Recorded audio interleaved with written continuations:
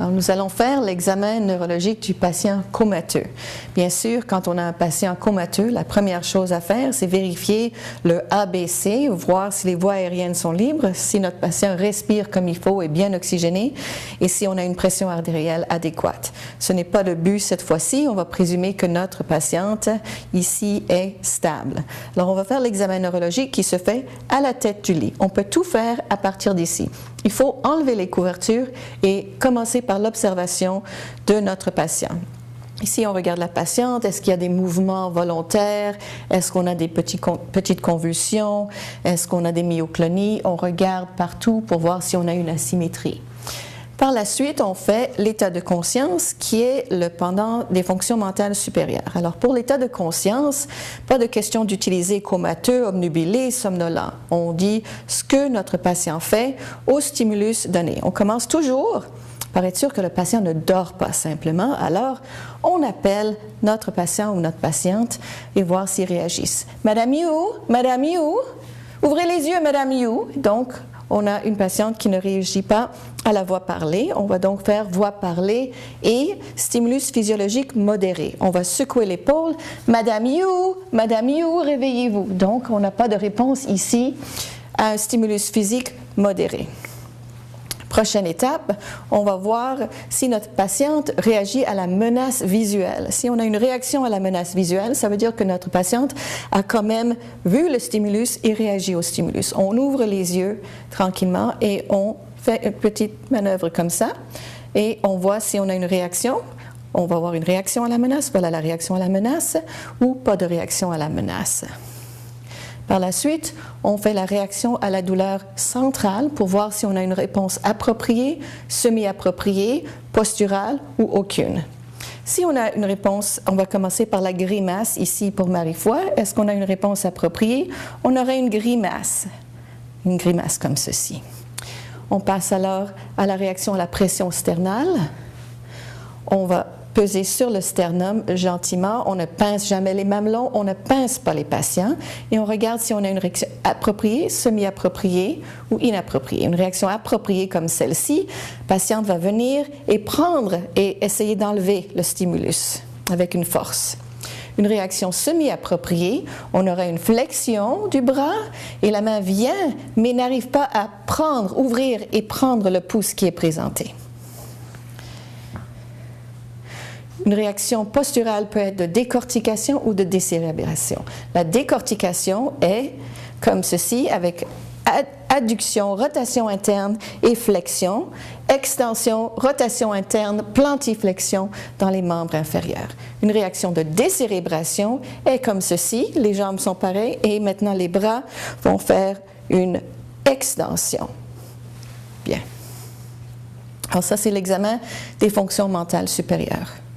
On va passer à l'examen des nerfs crâniens. Pour les nerfs crâniens, dans un cas comateux, on les appelle la fonction du tronc. On commence par regarder la respiration. On veut s'assurer que la respiration est normale et régulière. Est-ce qu'elle est plus rapide? Est-ce qu'on a des pauses, etc. Alors, on regarde l'abdomen et le thorax. On met la main pour sentir la respiration. On évalue la respiration qui, ici, est parfaite avec un rythme normal. Avec les yeux gardés ouverts avec vos doigts, on regarde une pupille, on voit la réaction directe, on regarde l'autre, la réaction consensuelle. La réaction directe de l'autre côté, et on regarde maintenant à droite la réaction consensuelle. On peut alors passer au réflexe cornéen que je ne referai pas ici. Vous avez ça sur votre vidéo de l'examen des nerfs crâniens. On peut le remplacer par l'examen des ciliaires. On touche gentiment les cils et on voit la réaction. Et ça nous dit que la patiente a un réflexe cornéen et qu'elle a bien senti au niveau du visage, au niveau des cils. On passera alors au réflexe oculocéphalique qui remplace la partie mouvement extraoculaire. On ne peut pas demander à une patiente comateuse de regarder à droite, à gauche, en haut et en bas. Donc, on utilise le réflexe oculocéphalique pour évaluer ces mouvements-là.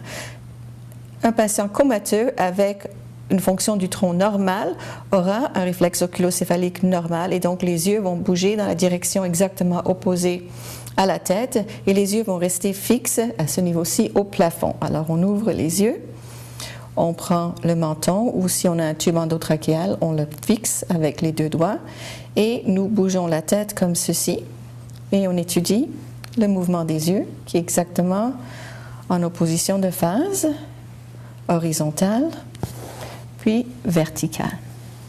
Voilà, mouvements oculocéphaliques normaux.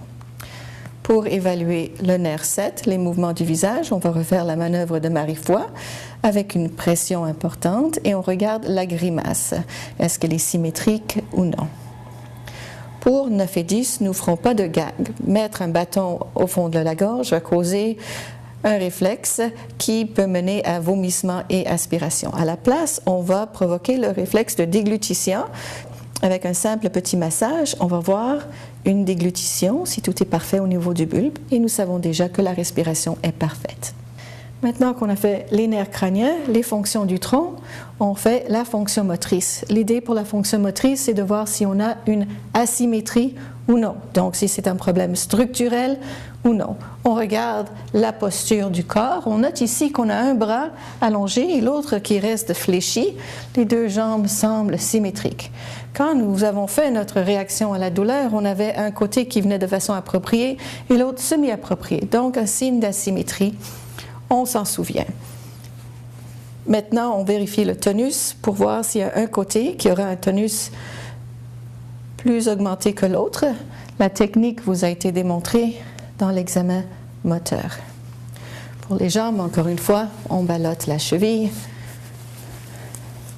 et on regarde le mouvement quand on lève gentiment la jambe. Ici, un tonus normal. Pour vérifier si on a une asymétrie maintenant au niveau des membres, on fait la réaction à la douleur périphérique. Vous pouvez prendre un instrument quelconque que vous placez sur le doigt et vous faites une légère pression et vous regardez la réaction. Une réaction appropriée de retrait est comme celle-ci. On s'enlève bien. Une réaction moins appropriée, on va avoir une extension du membre en question. Et on voit l'asymétrie et l'anomalie de ce côté-ci. Pour évaluer la force au niveau des membres inférieurs, encore une fois, nous évaluons pour une asymétrie. On va faire une douleur périphérique en pesant sur la racine de l'ongle sur le gros orteil. Alors nous pesons de même et nous regardons la réaction. La réaction peut être un retrait approprié comme ceci, où la jambe a une abduction, elle ressort et elle monte. Ou elle peut être inappropriée avec rotation interne et extension avant la flexion.